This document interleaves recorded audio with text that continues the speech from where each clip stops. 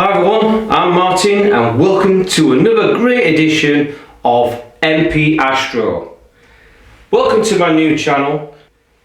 I've been away for a while, alright, I've been sorting out a lot of things, because obviously the weather's been pretty bad and the situations that we got at the moment. However, I've produced a series of videos on this new product that I've been testing out through the months, and this is the Skywatcher 114mm Skyhawk Newtonian reflector. It is a very good beginner starter scope, alright, for beginners who are just starting out astronomy. I've been testing out this product, and so far as I'm learning to use this equipment, I've been getting some fantastic views from this. And to be honest with you, I mean, if you've not seen part 1 or part 2, I suggest you check up the links at the top. Alright, I've done part 1 and 2 on this review, and so far I'm really impressed on how it's performed. And again, if you missed out those videos, please check those videos out. And again, please show your support to this channel just by hitting the like. Alright, that's all it takes, it's just a like button. Right, hit the like to support my channel. And again, making these videos is not particularly easy, alright, with the current situations that's going on at the moment.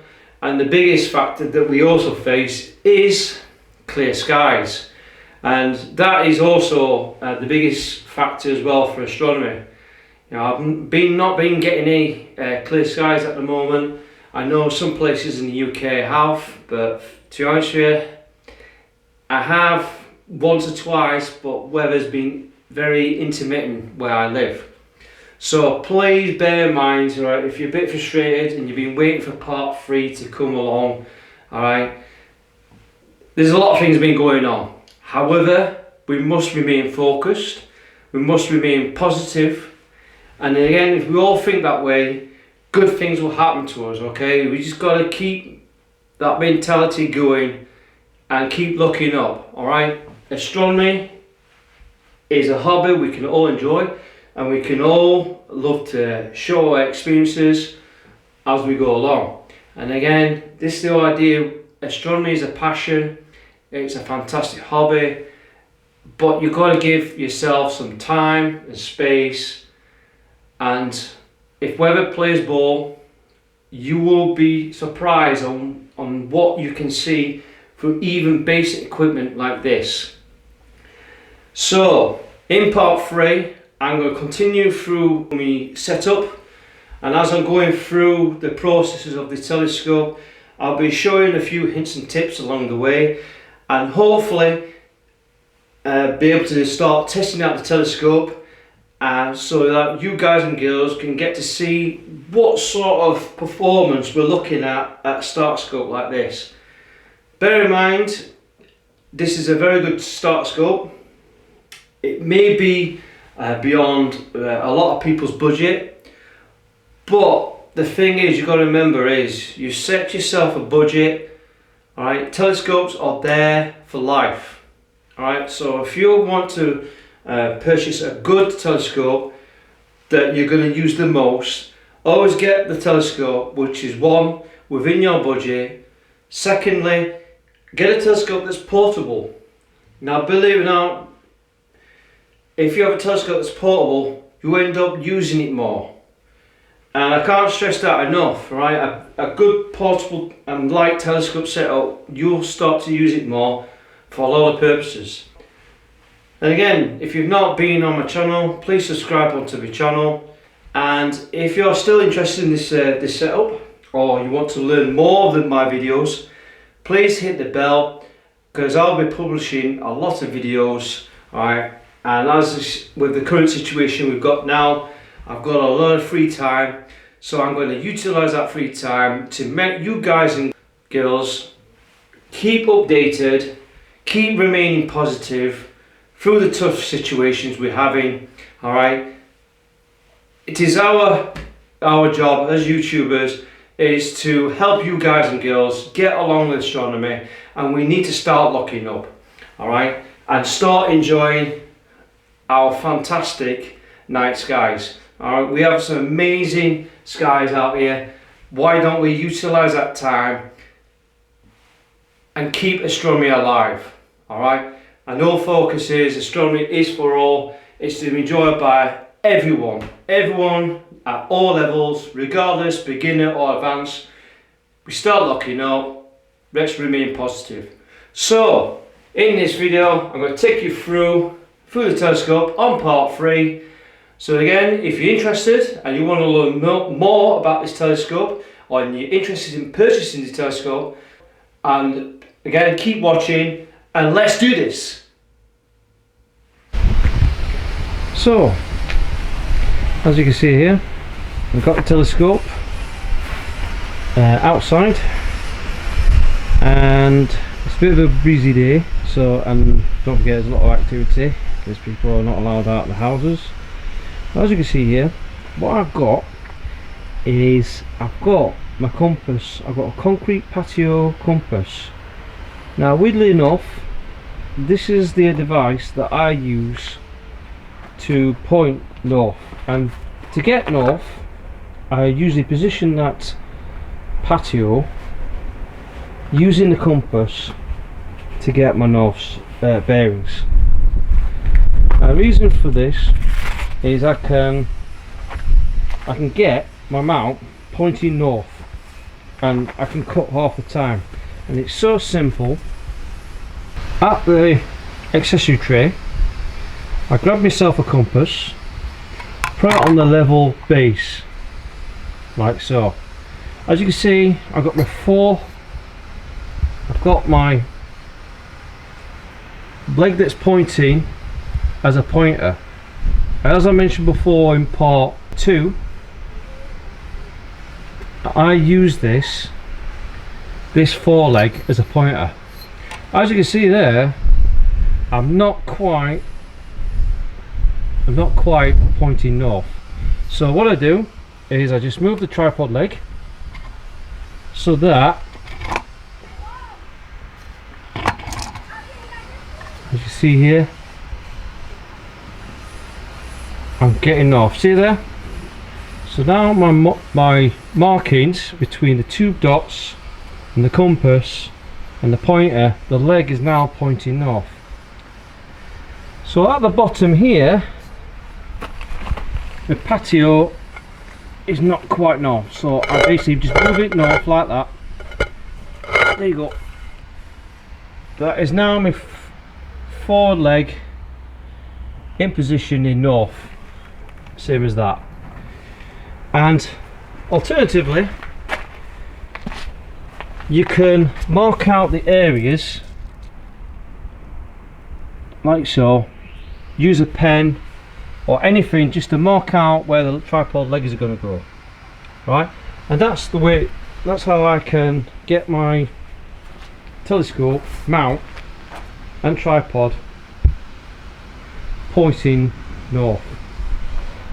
And once you've got it there, you only need to do a few minor adjustments. That is it.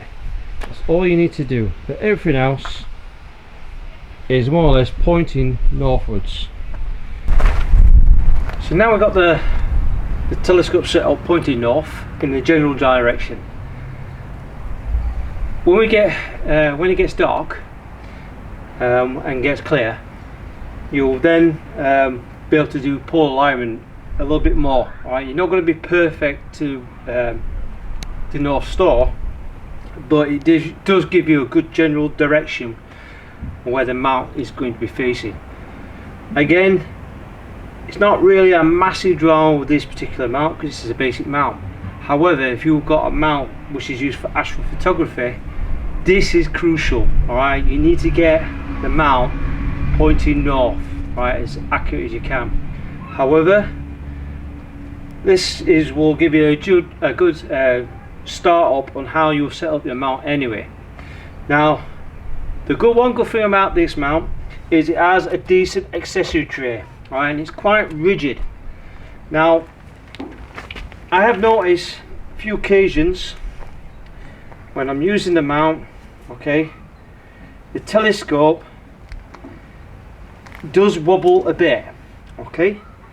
So it's not a bad design in particular, it's just that the tripod legs are a bit lightweight for my liking. So the best way to improve on the stability is simply use accessory tray, get yourself a telescope counterweight, which is a 5 kilogram counterweight, and you just simply place it onto the accessory tray, and it fits perfectly right on there. Now the 5 kilogram counterweight is from a Skywatcher, right, and see how steady that is now. A simple fix like that, awesome, and that will stop the tripod legs from sliding about. Okay, a simple fix. You know, you can even put a tub of paint on there or anything that's quite heavy, or you can even use bricks. Use some bricks like this. Simple. Makes the mount of the tripod legs a lot more sturdier. Simple things you can do. So personally, I like using the counterweights because they fit perfectly into the accessory tray. Okay, so it's a nice fit all the way through, and that's what you want. It's a bit of stability, so when you're moving the telescope around, okay, alright, it gives you a bit more support.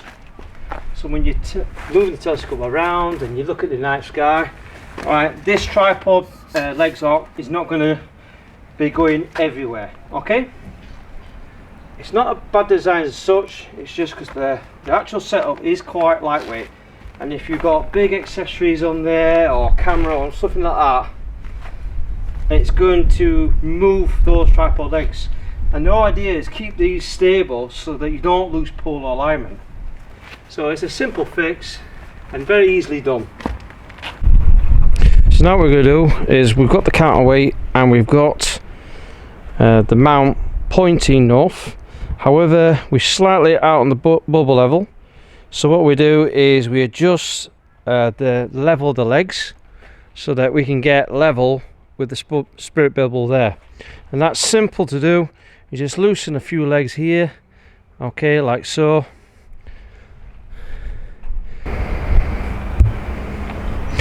And as you can see there, we are level there just by a quick tweak on the tripod legs.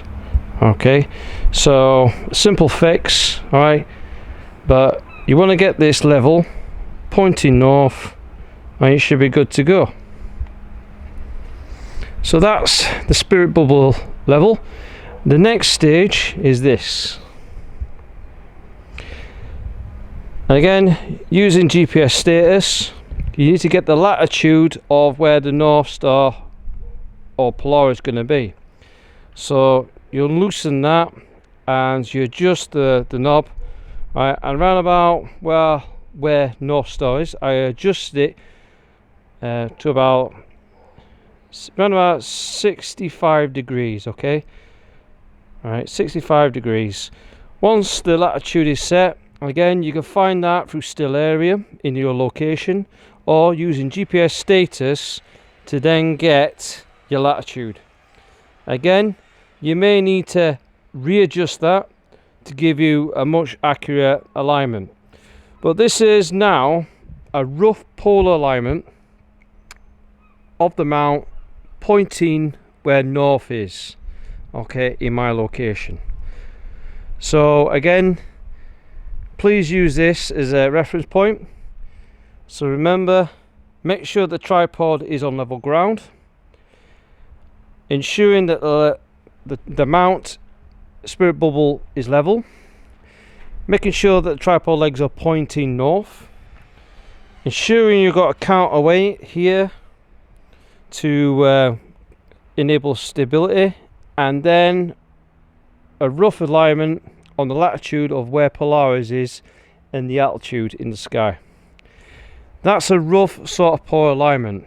Okay, so tonight when it gets clear, we'll then retweak it again to get a much more accurate polar alignment.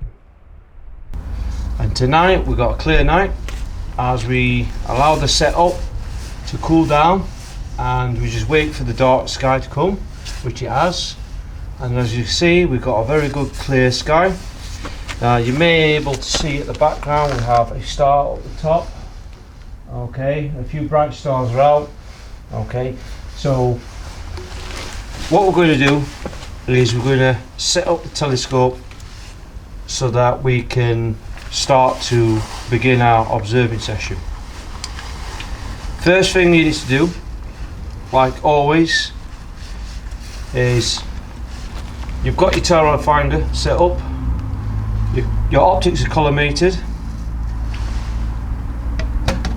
Once they're cooled down, obviously remove the dust cap. With that here, you then use your lowest powered eyepiece, which is my 25mm eyepiece. We're going to insert it into the focuser.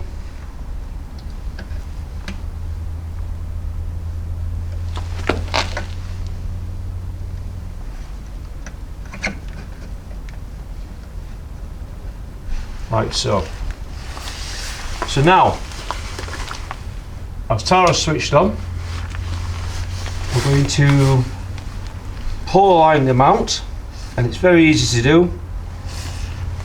Because we don't have a polar scope built in this telescope, we have to use the main tube as our sighting tube. So what we're going to do is I'm going to look at Polaris, and again, if you look over there, you'll see the plough, and usually at the far end, you use one of your, to find it, we just align it across on one of the stars. Now that particular star there is a pointer, and we move that star along on the tip, and you'll see Polaris just at the top there. Okay, so I'm going to sight it into the main tube. So to get Polaris in the center of the eyepiece,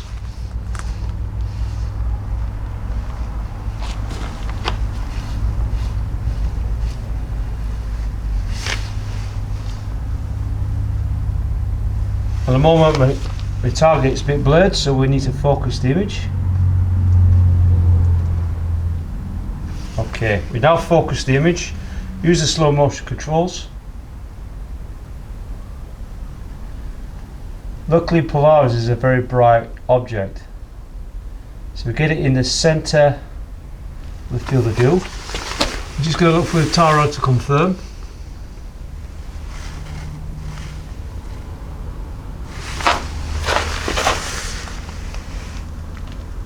Yeah, definitely on there. So we've got the eyepiece focused on Polaris. Now the trick is you need to rotate the RA axis either side, and the whole idea is you've got to try and get Polaris in this, more or less in the field of view of your eyepiece. Okay, you'll find that Polaris will move from side to side as we rotate each axis. So to do that, we'll rotate it this way, okay? Usually between 180 degrees either side, right? So what we're going to do is we'll look through the eyepiece, and we're going to, and as you can see, Polaris has moved. So we go and look through the tower rod again.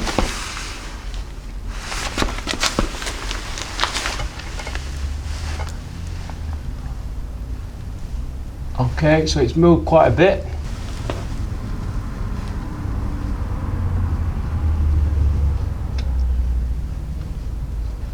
Now I've noticed I might have to level the latitude, so we lower it down.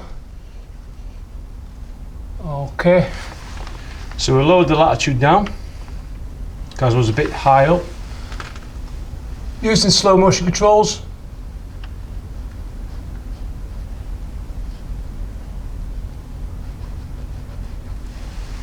Again, we need to lower the latitude again. Slow motion controls. Use latitude again. Slow motion controls. Latitude again. Okay, we should be. We lock the latitude again. Okay, and we recheck Polaris is in there. Yeah. So we've got Polaris in the eyepiece, so we just use a little slow motion.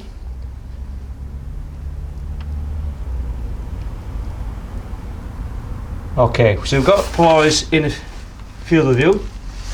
So we rotate it again.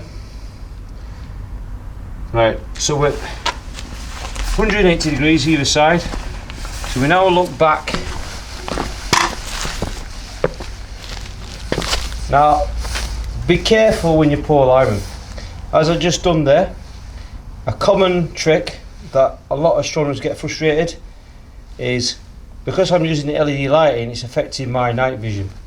But for the purpose for you guys and girls, the whole idea is to show you my problems, what I'm facing at the moment.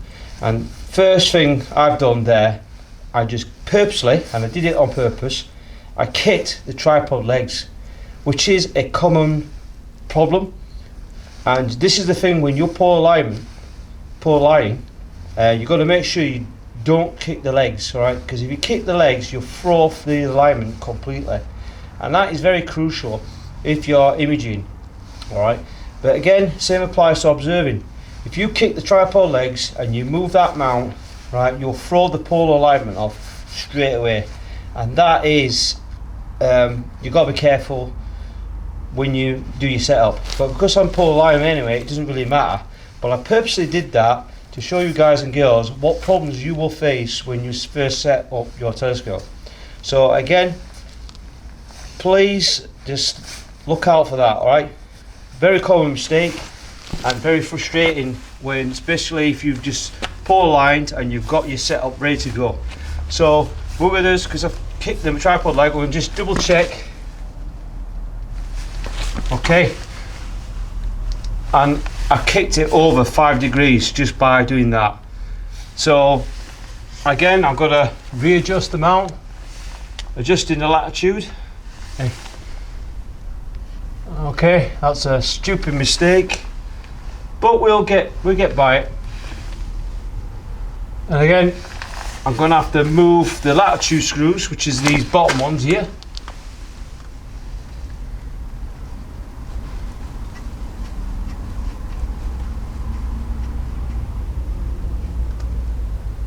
Okay, I'm going to increase the latitude, raise it up. Now using the bottom screws here.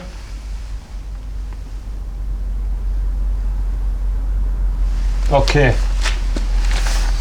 we'll look for the eyepiece. Right, we've got Polaris, so what we've done here is I'll restart this again.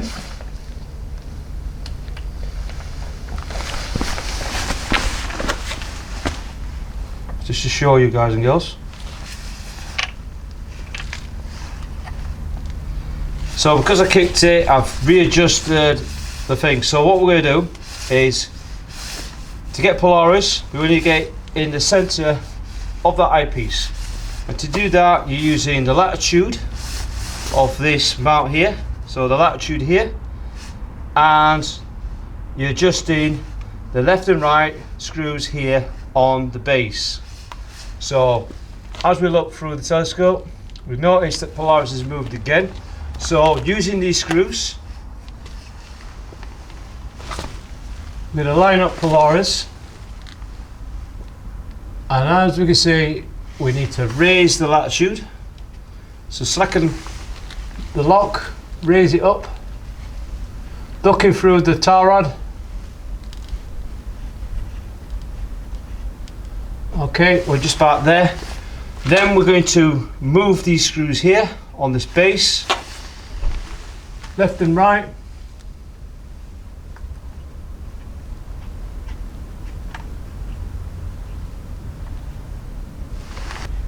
Okay. So we're at the latitude, lock that lock lever down. We're now going to look through the eyepiece. Okay, we've got Polaris in the field of view of our telescope mount. Now this is the thing why it's crucial to get your towel rod aligned with the main scope, because then you can pull a line very easy. Now, not normally you have to do that, but because this is a basic mount, there is no built-in polar scope in this mount. So you're using basically the eyepiece and the telescope main tube as your, basically like a polar scope. So what we're going to do is we're going to move the Ori axis to either 90 degrees left or 90 degrees out. Okay, so we'll rotate it to the left hand side like so, 90 degrees. We lock the Ori axis. We then look through the eyepiece. Straight away we've got Polaris moved out of field of view. So what we're going to do is we're going to align the mount using the bolts here. We're going to use a Terra finder to get Polaris more or less in the position. So I've moved it there. I'm then going to move the latitude up like so. Again, adjusting the left and right bolts on the mount. Okay, we're on there. We're going to look for the eyepiece. Okay, so we've got Polaris there.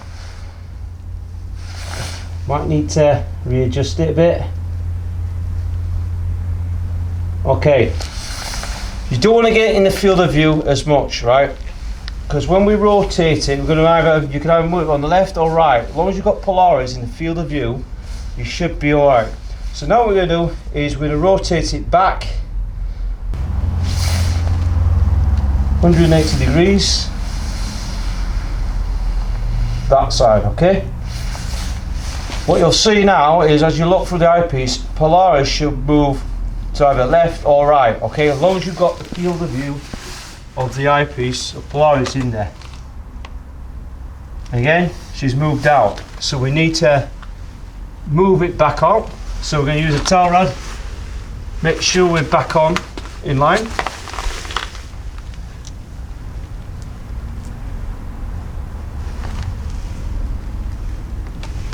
So we're going to have to use the bolts.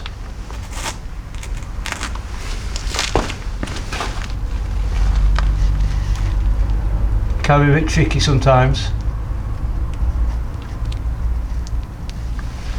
We're going to lower it down.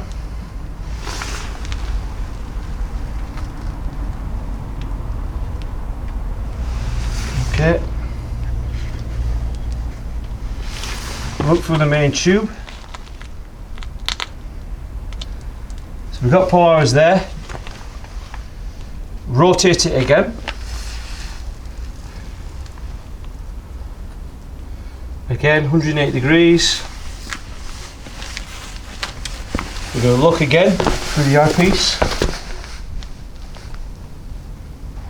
We've got Polaris. We're going to rotate the RA axis again. 180 degrees.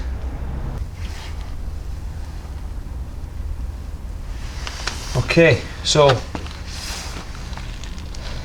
I'm using the slow motion controls. I'm going to rotate again.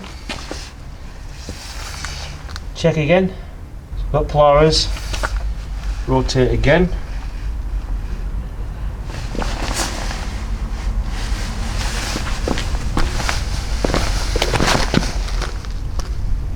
We've got Polaris now in the field of view.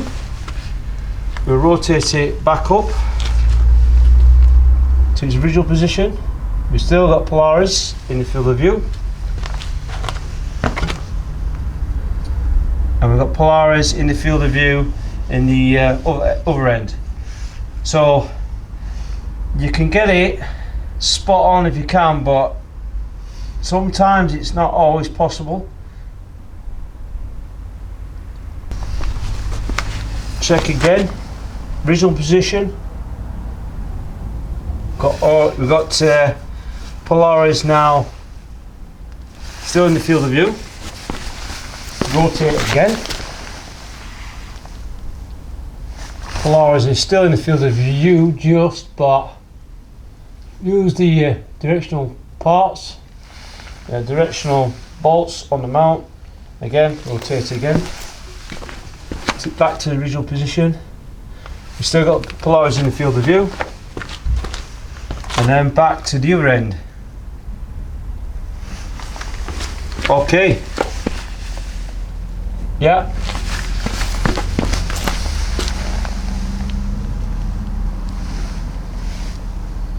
Okay, brilliant. So now we've got a rough polar alignment. Now that's the thing about this mount, is as long as you get Polaris in the eyepiece, in that field of view, you can't get it spot on, but as long as you've got a rough polar alignment, you should be good to go. Alright. Now this mount's polar aligned. We're going to check out a few objects in the night sky. Alright, there's quite loads of objects you can view. Now the trick is start using a star map or an app on your phone that you can start locating the objects. Now in one of my videos you may want to attach a smartphone app where you can point roughly in the night sky where all the objects are going to be. Quite a handy little feature. Again, please check out that video at the top. Okay, I do demonstrate that in closer detail. Alright, of this unique app that you can use your smartphone, and you can attach it to the main tube on this telescope. However, for me, because I know a few stars in the night sky, I can find the constellations and know what to look out for. Again, I still need to use a star map so I can find where I can find in the night sky. Well, so what we're going to do is we're going to go to Orion, we're going to check out the Messier 42, which is the Great Orion Nebula, and I'm going to take you there quite easily. So we've got the two stars there. We're going to move the telescope all the way around, use the red dot finder, like so. Okay, so we've got Orion. Need to rotate the tube like so, lock it in place, focus the image, going to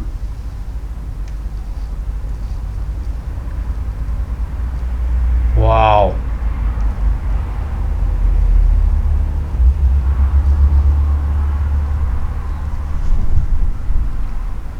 Yeah, I can just see it now.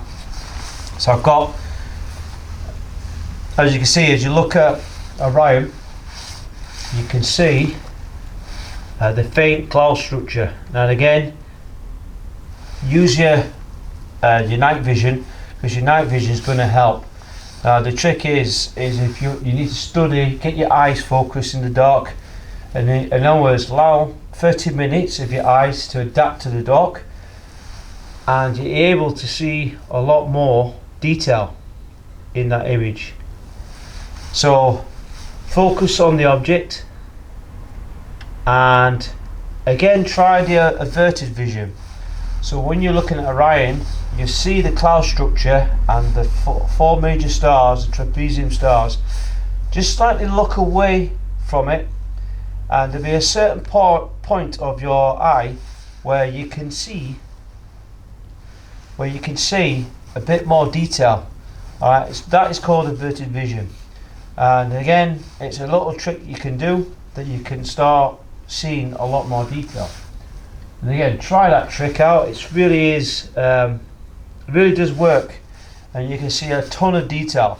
And the thing is, don't just look straight at an object and expect to see, you just got to study that that image. So you've got to keep looking at that object and keep looking. Alright, the more you look, the more you start to see some of the fainted detail on that nebula. And again, it's a huge target. Now, the Great Orion Nebula is a fantastic target, and you've just got to keep focusing, keep looking, look away slightly in the field of view, and then as you're looking away, you may be able to see some dark structure in there, of the cloud structure. Alright, and you can see a ton of detail. Alright, particularly this aperture of this scope. Alright, 140mm aperture will reveal quite a bit of detail on that nebula. Alright, we've fantastic. And again, the secret is when you're using, if you're using a telescope for deep sky object observing, trick is try and get a night like this where there's no moon. You can get away with a lot. You can see a lot more detail on galaxies and nebula if you've got a moonless night.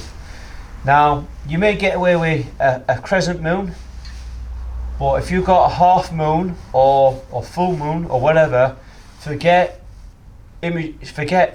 looking for deep sky objects, you know, when you're observing, because you need as much of the dark light as possible. And again, you've got to remember, these objects are so faint, you know, they take millions, maybe thousands of light years to reach us. Alright, and you've got to appreciate what you're actually looking at. And again, when you're looking at these objects, you've got to appreciate, don't expect vivid colours and fantastic structures and all that. Your eyes is only capable of receiving certain amount of light. Alright, a camera sensor will reveal tons more data. Alright, because that allows the sensor to open up for periods of time, and again, whilst it's opened up, the mount is tracking all the time. Alright, as it's tracking, it's collecting all that data and it's stacking a bigger picture. And again, the sensor is a lot more sensitive than our eyes, and you can see again, you only see that in photographs. So again, you've got to appreciate, when you're looking at deep sky objects, don't expect to see vivid colours or fantastic detail. You'll see faint patches, you know, very faint, white, smoky, ghostly patches. Alright, you'll see traces of some structure, but again, dark skies play a very important role when you're observing. Alright, so we're looking at Orion, and as you can see, I mean, I can appreciate the view, because I've been doing visual astronomy for quite some time, and I can appreciate that. I can see the Orion, and I can see the cloud structure, and I can see the stars around it. And again, it is a fantastic object, it really is. All right, you do appreciate, you know, if you expect, you know, what you expect to see, you can see a lot of detail through this telescope. So now we're going to check out Pleiades, which is another favourite. So we're going to rotate the telescope around, loosen the RA and deck axis, use a tail rod. Okay, we're there. Got Pleiades. We're going to focus the image. Yep. Use the slow motion controls.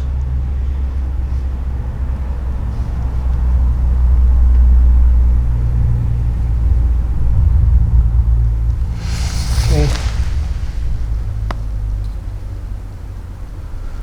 Wow. Now, as you can see, we're looking at a Messier 45, which is a open star cluster.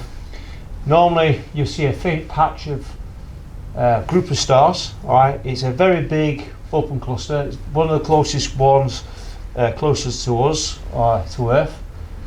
And again, Pleiades is known as the Seven Sisters, and as I'm looking through the telescope, I can make out loads of stars. Now if you look at the naked eye, you can just see around about 7 stars, so it's also known as the Seven Sisters. But if you've got good eyesight, you may be able to see more. But looking through the telescope, I can see hundreds and hundreds of deep black, deep blue stars. Right, these are young stars, right, and again, it's a fantastic open cluster. Now, in photographs, you'll start to see loads of detail of the nebula gas around them. Because they're so young stars, they're surrounded by this nebulous gas. But we got to appreciate is looking through the telescope, and you see it's such a fantastic, such a fantastic view. And again, you can physically see these, and it's one of my favourite. This is one of my favourite objects in the night sky. And again, it's very easy to find. Using the Toro finder, I can locate these with fantastic results. All right, and really is an amazing open cluster. So we're going to look at something else. And again, there's hundreds of objects you can view, right, in the night sky. But again, you've got to start using a star atlas or star map, something to navigate you through the night sky. The trick is, when you're first using your telescope, is start to study using the star map, match these constellations. Now these constellations are patterns, will enable you to find your way around the night sky.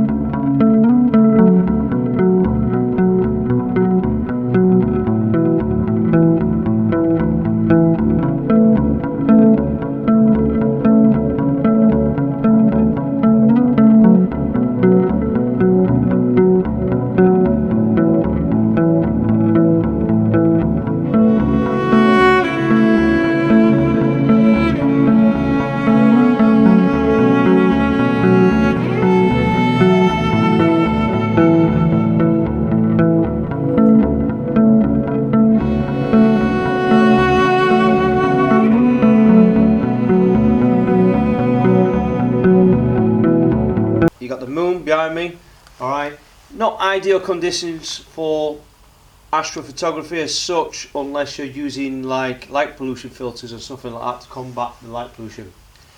However, it's also when you're observing the night sky,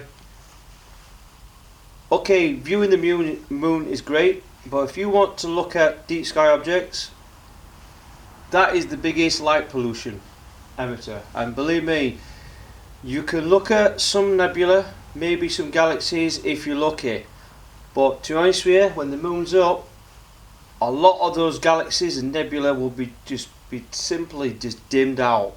Alright, really dimmed out, and you probably won't be able to find them or make out the detail on those particular distant objects. Now for Orion or something like that, maybe, alright, because it's bright enough, you'll be able to see some of the detail in the Orion Nebula, but you're restricted, very restricted to some of the brighter deep sky objects. The rest of the stuff, if the moon's up and you want to go down and look at something fainter, forget observing for DSOs. However, looking at the moon or the planets, not a problem. These sky conditions are perfect for that. So now what we're going to do is we're going to have a look at the moon, right? Number one key feature, right, without a doubt, right, it's fantastic. The moon up there, okay, kid you not, it's one of the best subjects, right, you can look at, alright. For a beginner, if you're just starting out, highly recommend have a look through the moon, alright. You'd be amazed on the amount of detail you can see. You see the moon, the craters, the valleys, the seas on there. right? And you can really push the magnification of this telescope, and you can really get that detail. Because there's a slight haze as well, will also help to reduce the turbulence as well, and it's a very steady night, so there's a bit of a haze in the sky. However, looking at that, it's in the gibbous phase, so we're going to get some really good views from there. So what we're going to do is, it's so easy. The moon is just, it's one of the best and very easy objects to locate. And all you have to do, slacken the clutches, and like your red dot finder, like always, if your red dot finder is aligned, alright, you can get, there we are.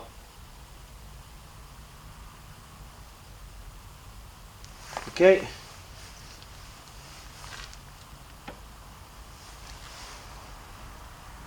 Get the red dot finder back in. Okay. Whoops. Slack. Tighten up the clutches. We're going to have a quick look. Also, I've noticed I've set my tripod legs too high up. So that's another key issue you need to look at. If you're going to do polar iron, I've noticed that my telescope tube is a bit on the high side for me.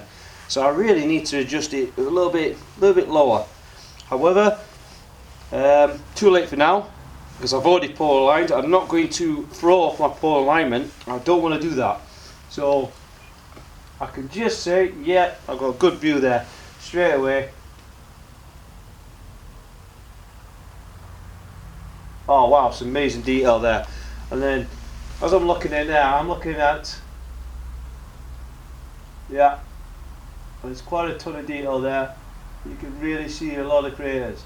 Now I don't know exactly what all the craters are, right? There's a lot to describe in them. But again, the whole idea where you could do a bit of lunar work, you can find these craters or the valleys or the mountains, right? They've got names, alright, and you can always use an app, a star app or a moon map, right, and you can locate all these features, right, and you can, spot them out, and every different face will have a different areas of interest, right, of craters and all that. And again, I'm going to use higher magnification, using the 10mm magnification. Again, you have to refocus the image.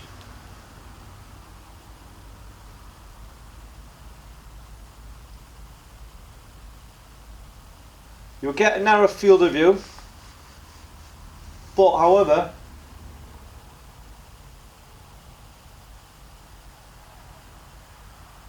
oh wow, that is awesome. See, I've got a narrow field of view. However, because my polar alignment is good, I can move in just one motion now in the RA axis. So all I need to do is, if the moon moves out, okay, all I have to do is move the RA axis, and there I am. It's that easy. I mean, that's the good thing about polar alignment. If you're polar aligned your skull, you can just move in RA axis, point at a telescope or a subject, and all you have to do is just move in one motion, right? There's no need to move the deck axis. And that's the advantage of using the equatorial mount. Alright, you get the benefits of that. But polar alignment is crucial. You'll get the best results, okay? Get it polar aligned and you're laughing. And I mean, you're laughing. You can just move in one motion, enjoy the views. And that's all I'm doing. I'm in the eyepiece, alright, and I'm viewing the moon. Alright, so easy. Fantastic.